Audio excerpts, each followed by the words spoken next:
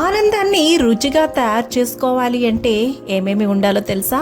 ఆరోగ్యం, సంపద, బలం, శాంతం, ఓర్పు, దయ, ప్రేమ, విశ్వాసం మరియు ఆశావాదం. ఇవన్నీ ఉన్నప్పుడే, ఈ 9 ఉన్నప్పుడే ఆనందం మరింత రుచికరంగా ఉంటుంది. అవి ఎంతెంత ఉండాలి అంటే, ఆరోగ్యం పనిని పరమానందంగా మార్చగలిగినంత, సంపద అవసరాన్ని తీర్చగలిగినంత, బలం సమస్యలతో పోరాడి అధిగమించగలిగినంత, శాంతం తప్పుల్ని ఒప్పుకొని దిద్దుకోగలిగినంత ఉండాలి. ఓర్పు ఏదైనా సత్కార్య సాధనకై కష్టించగలిగినంత మాత్రమే ఉండాలి. దయ తోటివారిలో కొంతైనా మంచిని చూడగలిగేంత, ప్రేమ పరహితార్థమై నడుం బిగించగలిగినంత ఉండాలి. అయితే విశ్వాసం మాత్రం భగవంతుని సందేశాన్ని ఆచరించగలిగినంత ఉండాలి.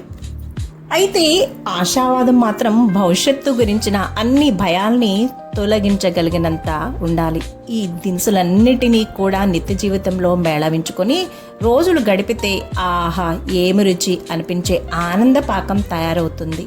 మామూలుగా అయితే వంట వండిన తర్వాతే తినాలి, కానీ ఆనందం విషయంలో అలా కాదు. దాన్ని తయారు చేయడమే అనుభవించడం కదూ.